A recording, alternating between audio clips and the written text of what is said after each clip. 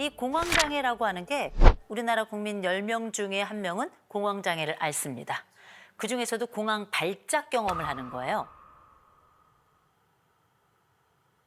공황장애 하면 제일 먼저 우리가 들었던 얘기, 미칠 것 같아.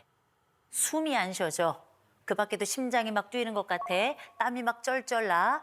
이런 상황들이 4개 이상이 벌어지면서 동시에 나를 주체할 수 없는 공포 상황으로 몰아간다. 이걸 우리가 공황 발작이라고 부릅니다. 근데 이게 나약해서가 아니고 의지의 문제가 아니에요. 뇌의 오작동을 내가 어떻게 컨트롤해요? 그래서 이건 내가 의지가 약해서 생긴 게 아니라는 걸 먼저 알고 계셔야 될 것 같고요. 가장 핵심적인 건 뭔지 아십니까? 너무 오래 참은 사람들에게 자주 와요.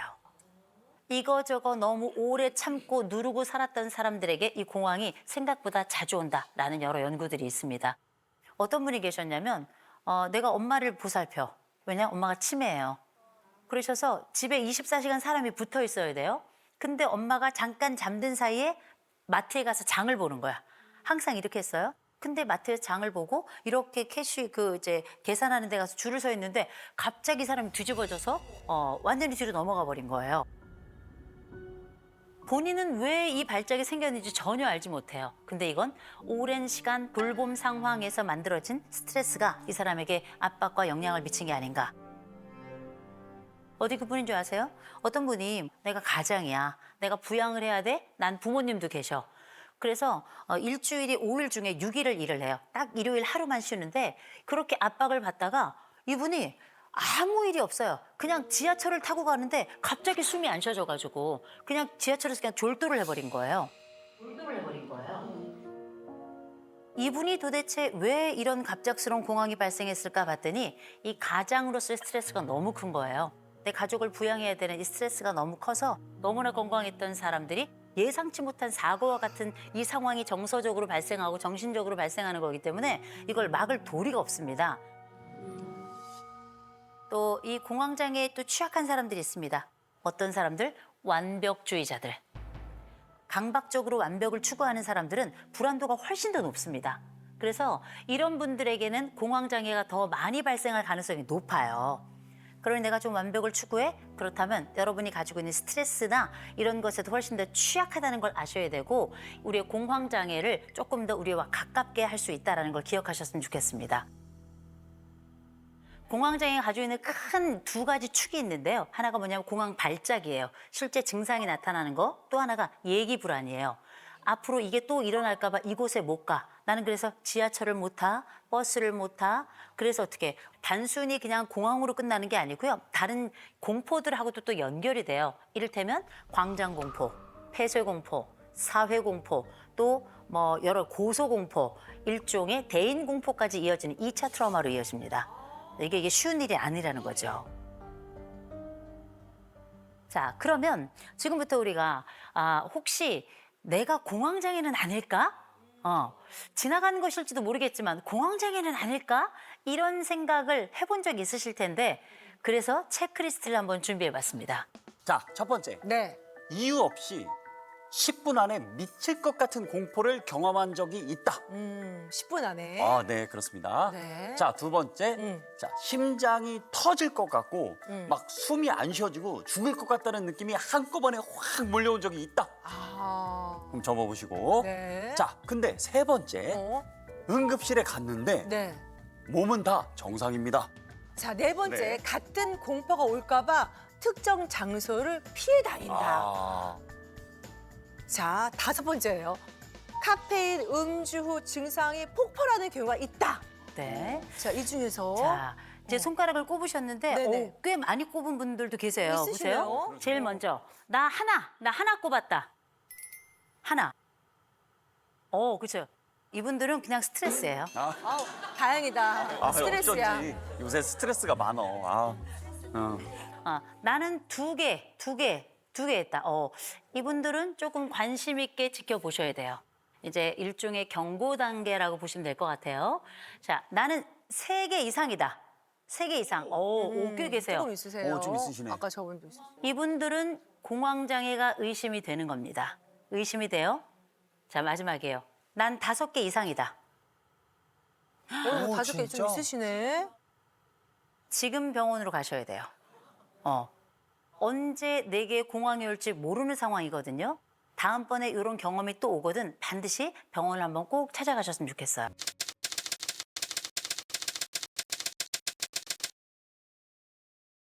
(35년을) 캐나다에서 살고 있거든요.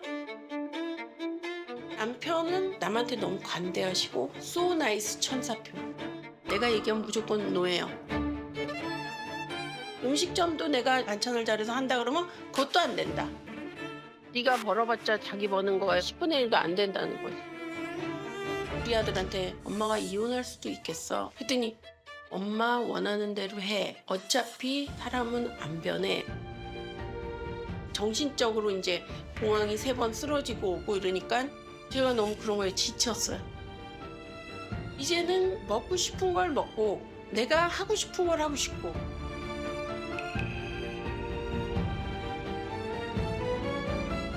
예, 안녕하세요. 저는 캐나다에서 온 박은성입니다. 네. 저는 캐나다에서 온 박준성이고요. 네. 이민은 11살 때 캐나다로 갔었습니다. 남편이 자꾸 노를 한대요. 제가 50살까지는 다 100% 맞춰줬거든요. 근데 이젠 도저히 못하겠습니다. 일단 머리가 아프기 시작하고 머리가. 그다음에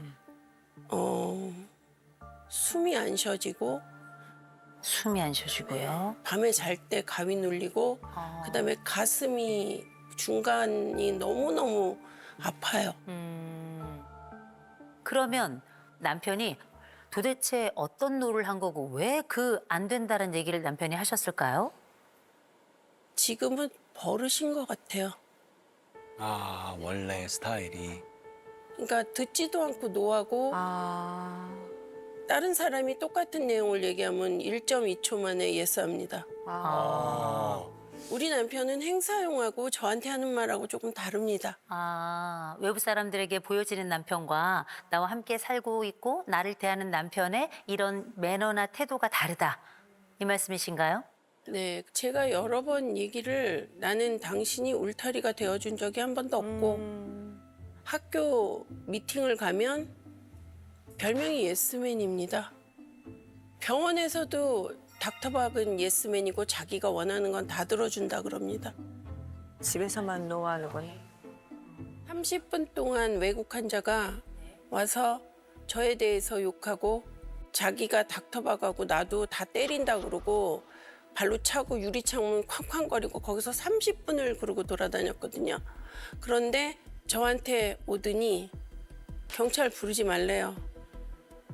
자기는 들어가서 태연히 환자를 보고 있었습니다. 그런데 그런 거를 한두 번 있는 것이 아니라 또 합니다. 저는 사실은 캐나다 이민 생활이 얼마나 타지에서 외롭고 힘들어요. 그렇죠, 근데 외롭죠. 이제 남편이 자꾸 노노 그러면 자존감도 떨어지고 막 이러니까 저는 아내분 입장이 충분히 이해가 되고 힘드셨을 것 같다는 생각이 좀 들어요. 이게 지금 두 분의 사례가 사실은 쉬운 사례가 아닙니다. 일단 오래 산 부부라서 누적된 여러 어려움이 많고요. 더군다나 이민사회라고 하는 아주 독특한 특성 속에서 부부의 관계가 형성이 됐고요. 남편은 알죠. 이 사회가 얼마나 보수적인지.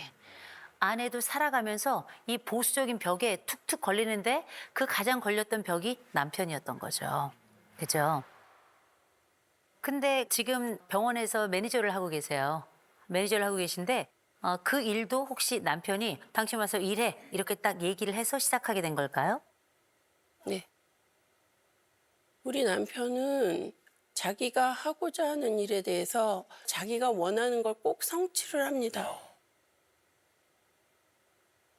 그래서 저희 시어머니 시아버지를 모셔왔습니다. 내가 싫다고 그러는데 이사를 오셨다고요? 집에? 근데 중요한 건 그거 부부간에 합의가 된 부분인가요? 아니요. 아이고, 아유, 일이 더 많아지는 거네요. 저는 삼시세끼 밥을 다 하느라고 너무 힘들었습니다.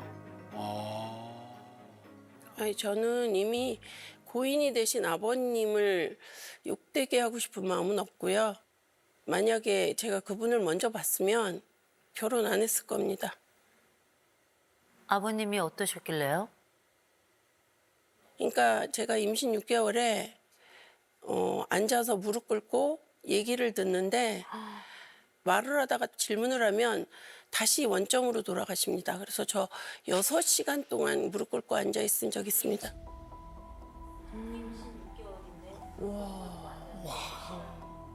아니 무슨 큰 잘못을 하셨나요? 글쎄요, 저는 그때는 말도 잘 안 되고 뭐 모든 게 다 처음 보는 사람이고 그래서 그냥 그래야 되는 줄 알고 있었습니다. 그리고 크리스마스 때 어머님 칠순잔치를 하신다 그러면 그 누님분이 전화를 해서 저한테 뭐 하이, 뭐 how are you 이런 말도 한마디도 안 하고 바꾸라 그래요. 남편을 바꿔라. 네.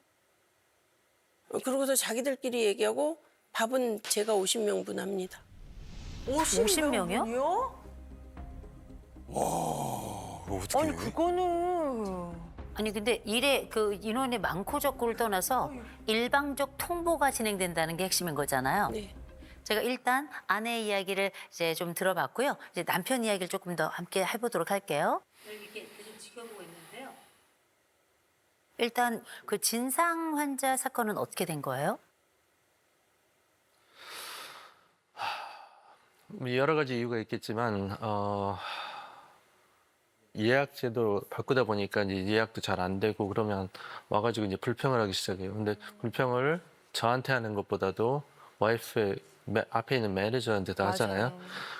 이제 환자들이 불만이 있으면 어쨌든 보고도 하고 러스트도 걸리고 이제 복잡해지잖아요. 이제 그런 시스템이기 때문에 아무래도 그 불만을 표시하면 안 되는 그런 프랙티스인데 어쨌든 잠재워야 되니까 그래서 네네. 이제 그런 병원 상황이 입장에서는. 좀 보호적인 차원에서 얘기를 한 건데 근데 예를 들어서 병원에선 그럴 수 있어요. 근데 끝나고 난 다음에 아유 여보 알지? 그러니까. 이런 경우는 병원에 문제가 생기면 안 돼서 내가 어쩔 수 없이 그렇게 했어 여보. 아유 내가 미안해. 이렇게 얘기를 혹시라도 하셨나요? 제가 그걸 할 수 있는 능력이 안 되는 것 같아요. 아. 상황은 이해가 되지만 그 이후에 이런 아내에 대한 이런 감정을 매만지는 일이 조금 부족했네요. 예, 표현력이 좀 부족한 것 같아요, 그런 거는. 제가 검사 결과를 좀 말씀을 드릴게요. 아내는 사회적 민감성이 2점이에요. 어머. 다른 사람이 어떤 느낌인지 어떤 마음인지를 잘 못 들어요. 그리고 남편은 사회적 민감성이 0점입니다.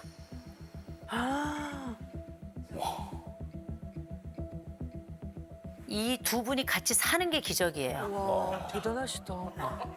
사는 게 기적이에요. 사람 없이도 살 수 있는 분들이에요, 각각은. 그냥 온도 없이도 나 혼자 열심히 잘 살 수 있는 사람이거든요. 그래서 서로 살만했던 거예요. 근데 아내가 이제 문제점이 생겼습니다. 어떤 문제가 생겼냐? 3번의 공황이 있었어요. 물론 이게 단기에 발생한 건 아니지만 이걸 우리가 이제 신체화 증상이라고 부르죠. 의사 선생님이니까 너무 잘 아실 거예요. 전 이거는 굉장히 중요한 신호라고 보이는 게 이게 있다가 한국에 딱 왔더니 싹 없어졌대요. 지금은 나는 너무 평안하고 좋다는 거예요. 그래서 아내는 나는 지금 한국에 살고 싶습니다라고 얘기하시는 거죠. 네. 그죠?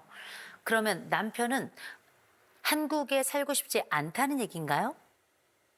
그건 아닌데, 그건 아닌데 예, 캐나다에서 일을 그만 즉시 둘 수 있는 상황이 아니라 이제 생각을 하는 건데, 조금 더 일을 하시고 그 다음번에 천천히 정리해서 그 다음에 한국으로 오고 싶으시다. 네, 아, 서로 시점이 조금 다르신 거죠. 네, 그렇죠. 근데 아내는 나는 이제 조금 내 자신에게 보상을 좀 줘야 될 것 같아. 나 너무 열심히 살았고 그리고 내가 보니까 이제 내가 병이 났어. 제가 감히 좀 이런 말씀을 드려야 될 것 같습니다. 좀 치료적 별거를 해야 될 것 같아요. 치료적 별거를 해야 될 것 같아요. 치료적 별거.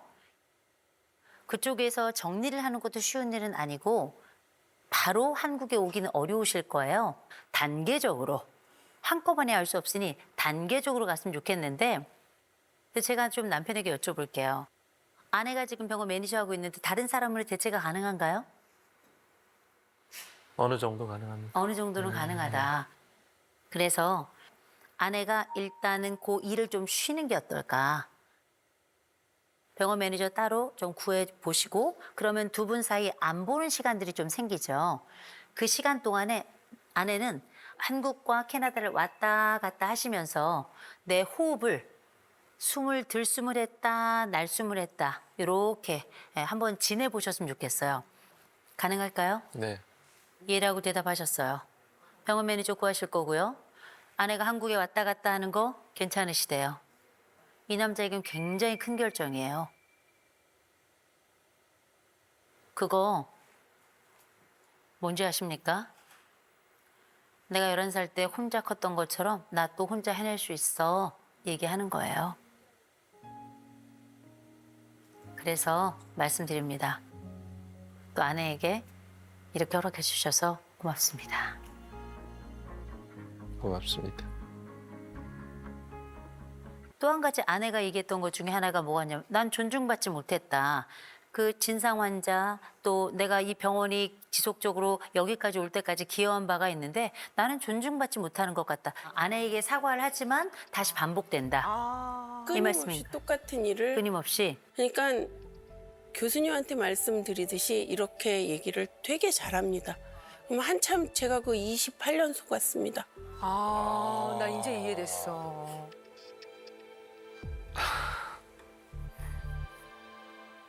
근데 지금 남편이 이 자리 나오셨죠. 모두가 보는 이 자리에 앉아 있단 말이에요. 둘 간에 했던 약속과 함께하는 약속은 좀 다르겠죠. 그래서 나왔습니다. 그렇죠. 그렇다면 우리 둘 사이 있을 때 당신이 나의 보호자가 되어주지 못하고 오히려 나를 일방적으로 뭐든지 결정하는 그 세월들을 두고 내가 미안하다라는 사과 전 받아야 될 것 같아요. 그리고 애써줘서 너무너무 고맙다. 당신 함께한 이 세월, 우리가 파트너니까 이 세월이 너무 고맙다. 그동안 보호해주지 못해서 정말 미안해.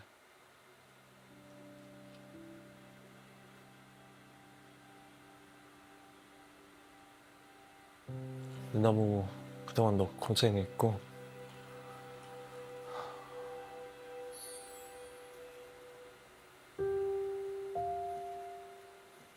열심히 나를 위해서 도와준 거 정말 감사해. 진짜.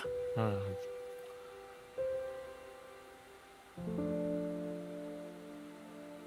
남편이 미안하고 고맙대요.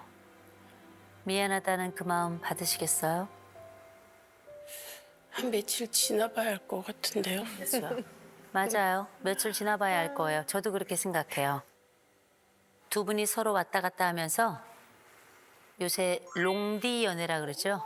롱 디스턴스 연애. 제일 중요한 건 서로 그 세월을 기억해 주는 거예요. 우리 서로 고생했으니까 지금부터 한국에 정착을 잘 할 수 있도록 준비를 해 주셨으면 좋겠습니다.